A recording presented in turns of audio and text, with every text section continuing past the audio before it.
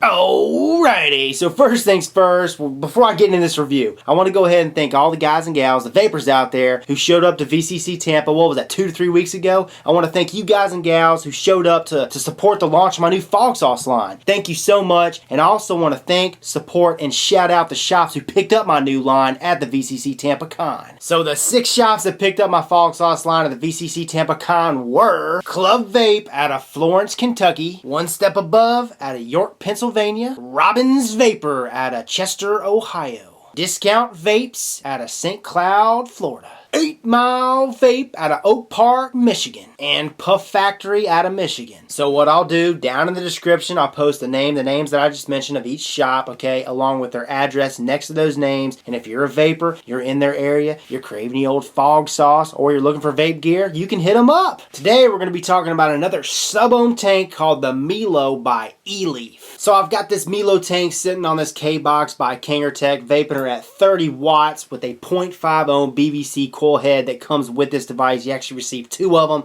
But yeah, I got a 70 VG, 30 PG based juice in here. Here we go. Oh yeah, and I've got the airflow wide open.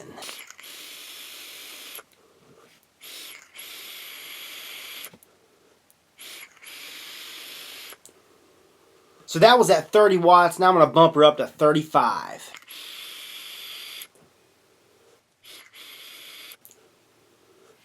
And I just can't get over the vapor production for these devices. It's just insane. These Sub-Ohm tanks nowadays, the airflow on this wide open is much wider than the Sub-Tank Mini, the Sub-Tanks. I mean, it's there with the Delta 2, probably a little bit wider, wide open than the Delta 2. I mean, it's up there with the Arctic. I think the Arctic and the Heracles have this one beat as far as airflow, just a little bit slightly wider. But yeah, you see it, vapor production was just, whew, insane. And flavor is a rockin'. I mean, it's not like an RDA, but it's still a rockin' for a tank. These things have evolved, man, and I can only imagine what they're going to be like, 6 months from now. It's they're getting closer and closer to RDA status, but not quite there. So now what I've done is I've taken her up to 40 watts on this K-Box. I'm going to push the envelope with this sucker. Let's go. Whew.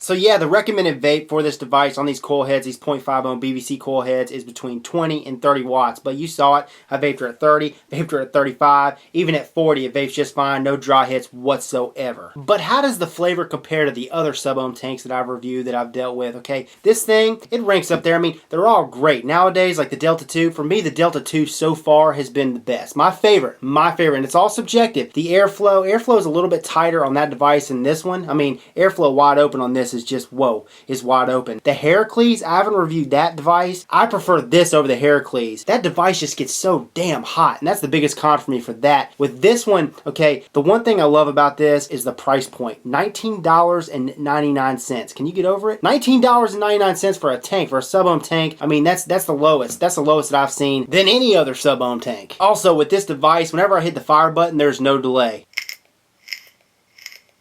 I mean, something like the Delta 2, there's a slight delay. I mean, it's minimal. But something like the Heracles, I mean, there was a damn near second and a half delay for that. I'm not a big fan of the Heracles. I mean, the flavor on the Heracles, don't get me wrong, it's really good. It just has a delay when you hit that fire button and it gets super hot. This one, it doesn't get super hot and there's no delay, which is another good thing. With the BVC coil heads that come with this device, I haven't had any wicking issues. I mean, they've been stellar. Been using this coil head for damn near a week and a half and it's still going strong, still giving me full-on flavor. Still giving me great vapor, as you guys saw. People are saying that this device, Milo, is pretty much a clone of the Atlantis. You know what? It's very, very, very similar. Some differences which you'll see in the close-up. The coil heads are pretty much the exact same. The only thing that's different about the coil heads in this device is the holes. The feed holes are slightly lower than the feed holes on the Atlantis coil head, but this thing holds more juice than the Atlantis. This thing holds 3.5 mils of e-liquid. This thing does have adjustable airflow. It's got 2 2mm air holes on one side and you got 3 2mm air holes on the other. To me, the adjustable airflow ring has that perfect amount of restrictiveness you'll see in the close-ups. The build quality for this device, I mean, for what you're paying for, it's really good, really good. I would give it a good 6.5, 7 out of a 10. I mean, there was a few scratches on the shaft, and you'll probably see that in the close-ups if you look closely. But yeah, it's nothing to complain about. I mean, it's just nitpicky. Again, $19.99 for what you're getting is a great deal. And as far as machine oil, I mean, there was no machine oil on this sucker. One wash, and this thing was good to go. The Melo tank is 22.3 2.3 millimeters in width, and it looks the tits on all my variable voltage, variable wattage devices. Sits down, makes a connection on all of them. It's been compatible. The 510 threads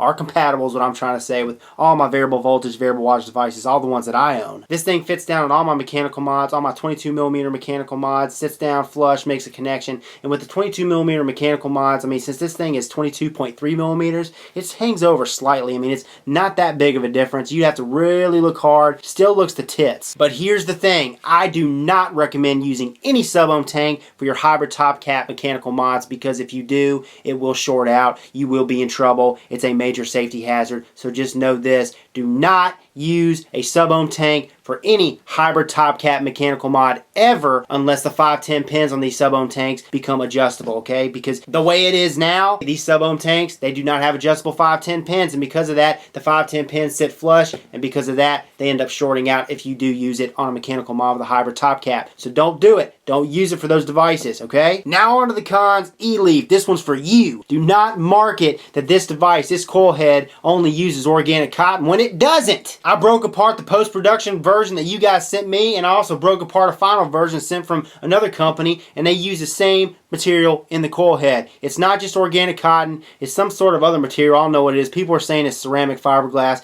I don't know what it is, but that's not the point. The point is, if you guys are going to market that it only uses organic cotton, then you'd better put just organic cotton in there. Don't put some other material in there and lead people on. What the hell, Eleaf? In the close-ups, I'm going to break one apart and show you exactly what's in it. It's pretty much the same material that was in the old Aspire Atlantis heads. It's pretty much the same material that's in the Joytech Delta 2. And then the second thing, I don't even know if I want to call this a con, but it's something that I'm sort of worried about, but nothing to be an alarmist. I don't want to be an alarmist, but I just want to point it out to you guys so you guys at least know. With most other tanks out there, okay, they're using no resistance or low resistance wire. With resistance wire, just like this one, is using the same thing, but here's the thing. The no resistance, low resistance wire makes up, I would say, at least 50-60% of the coil. Okay, most other devices, coil heads don't do that. Not the ones that I've seen. This one does. You'll see it in the close-ups. I'm going to do a demonstration at the end to see if the whole coil heats up, okay, and glows, and if it does, then we could have a problem. Again, I don't want to be an alarmist, but I want to point it out to you, because here's the thing. If the no resistance or low resistance wire is something like nickel or even like silver, nickel is worse. It's not like we're using a DNA40 chip and it's regulating the temperature. No, this is a regular chip. It heats up, okay, it's not regulating the temperature, and it could get to a degree, a certain degree, which could be potentially toxic. I don't know. I'm not a metallurgist. I mentioned that in the close-ups, but it's something that I saw and I was like,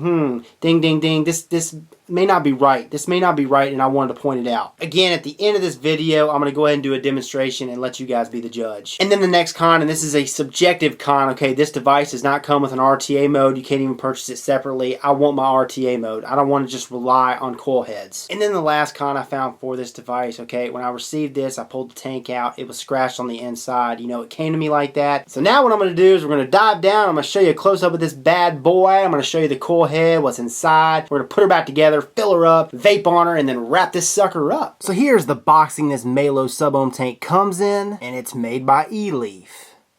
Pop the top off. You got your Melo atomizer user manual, and then underneath that, you got your Melo sub tank with an extra coil head. Alrighty, so here she is. First, the diameter, okay, in width, 22.3 millimeters, and then in height, it is 67.3 millimeters, and that's with the drip tip, of course. And as far as juice capacity, this sucker holds 3.5 mils of e-liquid. Now, Eleaf markets this sucker as being stainless steel construction. You got this knurled accent down here at the base, a rigid accent down here, and then a rigid accent up here at the top. Alrighty, so adjustable airflow time. Now you have 3 2mm air holes on one side, and you've got 2 2mm air holes on the other. Here's your adjustable airflow ring, and all you got to do to adjust it is turn this ring to the right. Okay, close her off, close her off, close her off, close her off.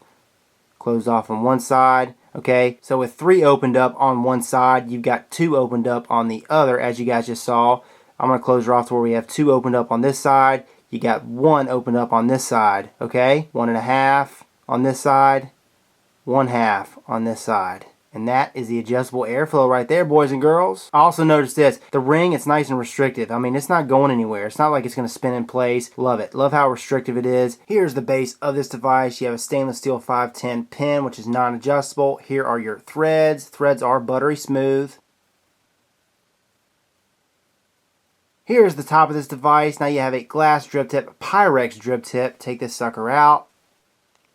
Alrighty, so here's a close look of this sucker. Now at the top, she's bored out to about 6 millimeters in diameter, and then she tapers down to the bottom to about 4 millimeters in diameter. And then here's what she looks like at the top without the drip tip in there, the drip tip catch cup. Alrighty, so we're going to go ahead and disassemble her, unscrew the base and the coil head from the shaft.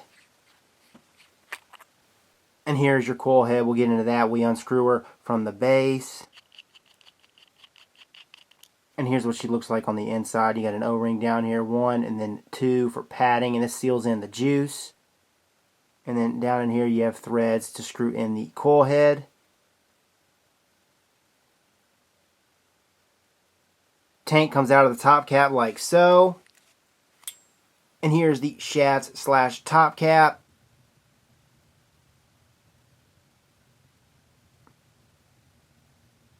And you got 4 notches on this shaft, okay, to be compatible with the holes on the coil head. Now inside here, the shaft hole, the shaft opening, is about 6 millimeters in diameter. And then here's the Pyrex tank section. Okay, and at the top, as you guys can see, we got little scuffs, scratches in the Pyrex tank. So with this device, you receive 2 coil heads. One is already installed in the device, and the other one is nicely packaged like so.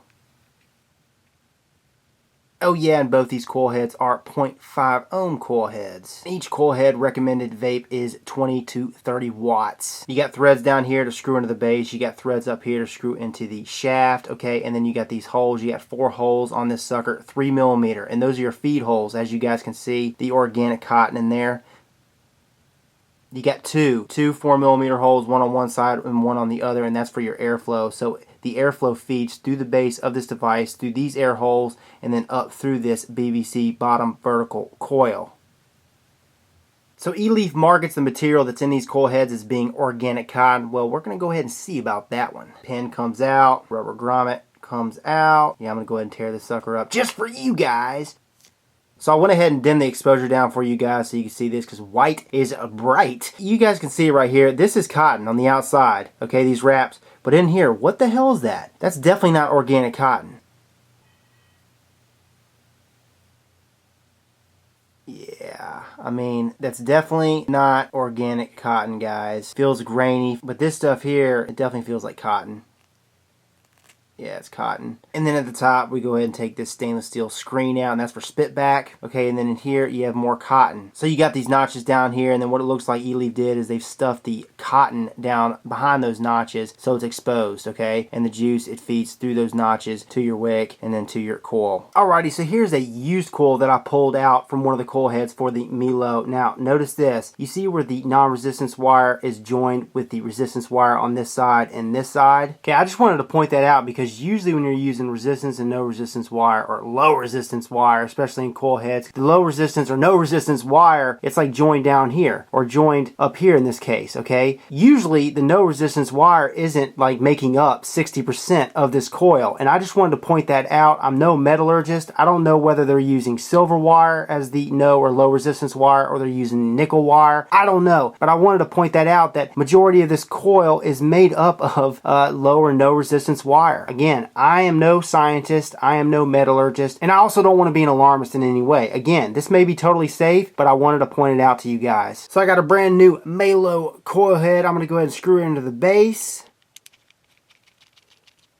Got some of my rainbow nuggets. Gonna go ahead and saturate this coil. Make sure that you saturate this sucker before you go to vapor, before you fill her up. I recommend it because, like I said, cotton, it'll burn up. So juice her up before you fill her up and put her together, baby.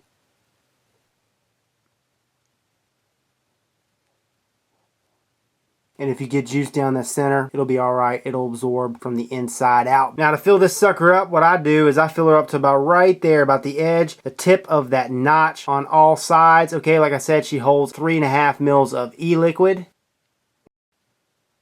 So then what I'll do is I'll screw the base and the coil head into the tank, top cap, shaft section. Make sure she's nice and tight, and make sure that those notches are lined up with the holes on the coil head, which they are.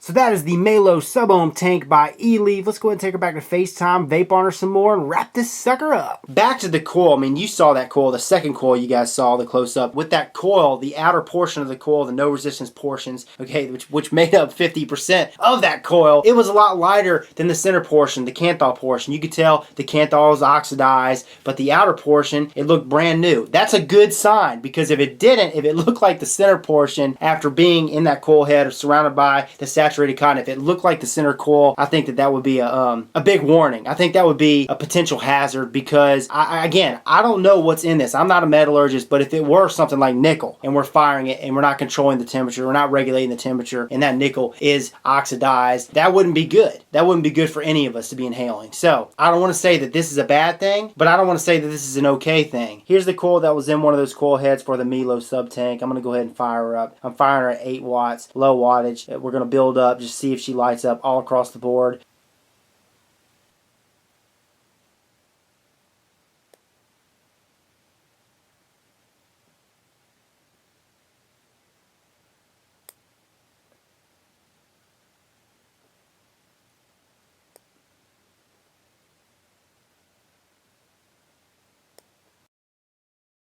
So yeah, you saw it. Again, that's dry burning it. It's totally different than having it in a coil head, in my opinion, okay, with juice, saturating it, keeping it cooler, a lot cooler. I mean, we're dry burning that sucker, and you saw the outside didn't even glow at first. It did a little bit towards the end, the longer you held it down, but like I said, it looked brand spanking new when you took it out of the coil head, and that's after firing it for a week and a half. But I'll let you guys be the judge. Like I said, I do not want to be an alarmist. This may not be a bad thing, but I want to point this out to you, just keep you informed. So Eleaf is the company out of China. They're manufacturing the Melo sub tank, and they actually sent me a pre-production about 3 weeks ago to vape on. And then the other company is a company by the name of Vapor DNA, vapordna.com. I'm sure you heard of them. They send me stuff all the time, but yeah, I'll have a link to their site in the description. They sent me one to review a final production, and they're selling theirs for $19.99. Super cheap. Cheapest Sub-Ohm tank that I've seen to date, and the performance is great. It really is. You guys saw it. The only thing that I have a worry about, one, is that ceramic, fiberglass, or whatever material that's in those coil heads, and then two, the coil. So that leads me to the big question, the big answer today. If I'd have lost this thing today, would I go out tomorrow and buy one? And the answer is probably not. And my motto is, when in doubt, throw it out. Or when in doubt, leave it out. But that doesn't mean that you have to have that motto. Just because I have doubts about something does not mean that you have to have doubts about it. Okay? But those are my experiences. I showed you. I informed you. Again, I'll let you guys be the judge. No, I wouldn't go buy one. I'd rather just use my Delta 2, put the RTA mode on there, use my Sub-Tank Mini, put the RTA mode on there, and rock and roll, baby. This is Rip Trippers, and remember, smoking is dead, vaping is the future, and the future is now.